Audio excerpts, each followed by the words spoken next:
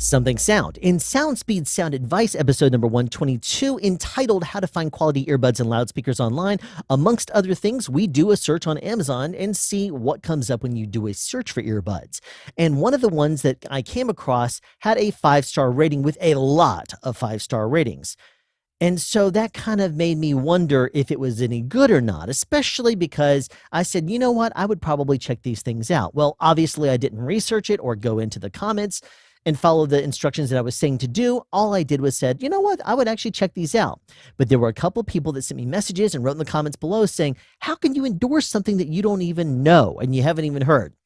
You're right. I'm not technically endorsing it by saying I would check it out, but who knows? I might have actually said something. And so just to at least cover myself, and I'll take this little snip and put it in that segment of the episode by putting a little card in there so people can watch this segment, we are going to actually test those earbuds because I did spend $40 on them to try them. Now, I have not opened this up just yet. And you guys know I don't like doing unboxings, but I'm still going to unbox this thing and at least look in it and see what's there. Okay, so we have this little capsule thing that is a pill that is too big to swallow. And then it says USB right here. So, okay, I guess this is just a USB plug that you would plug up into the wall or something in order to charge it because they are wireless.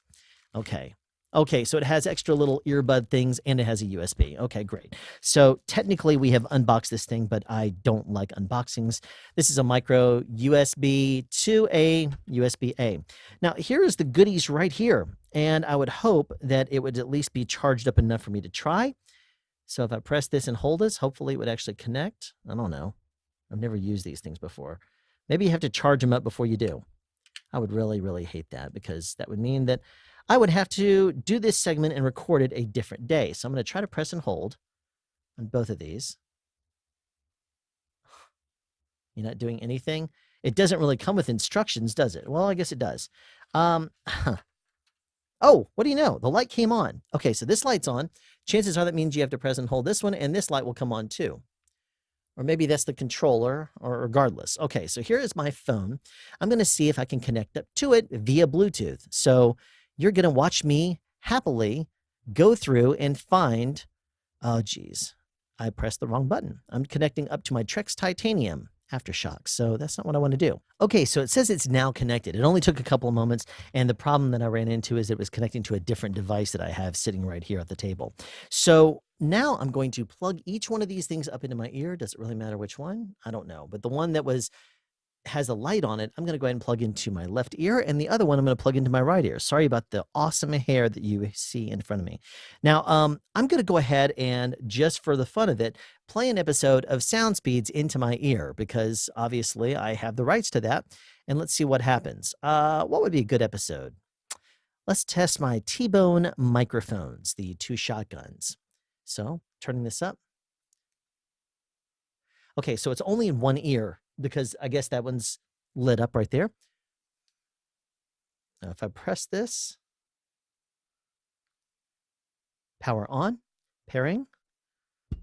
Oh, okay. Well, no, they're talking. They're talking into pairing right channel.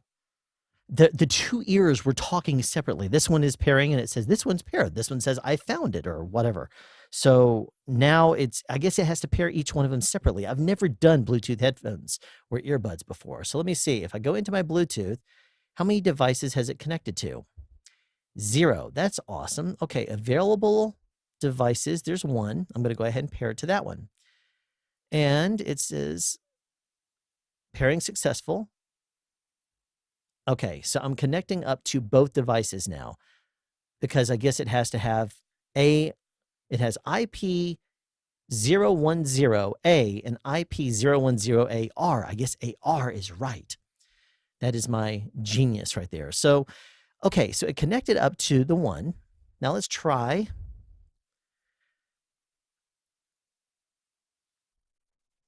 Okay, so it does have, I do hear it in both of my ears. Okay, I'm going to go to a different episode because it sounds, I'm hearing the hiss in the background. And I don't know if that is hiss in these earbuds because in all honesty, I don't use Bluetooth at all unless it's either the Trex Titaniums or it's the Bose Soundwave Companion. So I'm going to go to a different episode and look at the sound speeds, high background noise versus isolation shield and crash guard. I'm going to try that episode. Okay, there's no bass in this thing. And these, I mean, I don't think my episodes sound this way. I mean, that is a Rode NT1A, so it would boost it a little bit. Okay, I'm going to go to my outro sound. There's no bass in this. Nope. Now, let me pause right here for a second because I'm going to revisit this product 2 days after shooting the podcast. Last night I was editing it. Tonight I was working on the description and the thumbnail, and I suddenly found the desire to test them again to verify my results. And I'm actually going back and reshooting the latter half of the Something Sound episode because I disagree with what I said originally.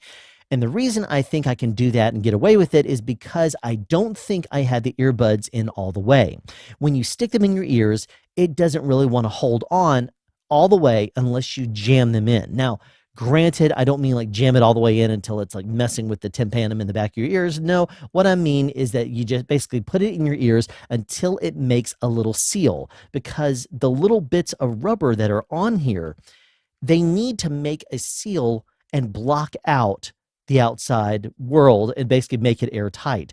Now, when you do that, you suddenly are going to hear a lot more bass. The bass response is pretty good. I wouldn't call this a 5-star pair of earbuds. I would probably give it about a 4.5 maybe on the bass. It wasn't an abundance of bass, but it was a very natural amount, and I did listen to quite a bit of music. But then I listened to some of my own Sound Speeds episodes, and when I did that, I came to discover that I'm not that pleased with my vocal characteristics and the way I sound. When I listen on these headphones, I sound much better than I do on those earbuds, and it's not just because of the background noise. It's not just because it's Bluetooth earbuds. It's because they don't do an accurate job of portraying the voice. So I went and listened to some more music videos. And when it is very voice driven, it sounds like it's recorded on a cheaper microphone. So I don't think that it's worth a 5-star rating, but I would give it a solid 4. The background noise that I was hearing in it, I did, listen to some of my other Bluetooth devices, like the Trex Titanium and the Bose, Soundwear Companion, the 2 products I reviewed. And I did come to realize that hiss is something that naturally happens in Bluetooth, at least with the listening devices. So I don't think that was any more in those earbuds than it is in anything else. But I'll tell you this, for $40, I'm actually pretty happy with it if I'm listening to music. If I'm going to listen to, let's say, my SoundSpeeds episodes and proof them, I'm not going to be using these. I'm going to be using something more like this, or the way I normally do it is I listen to my car. But for $40, I think that these are probably a pretty good deal, and consider them a good solid 4-star rating.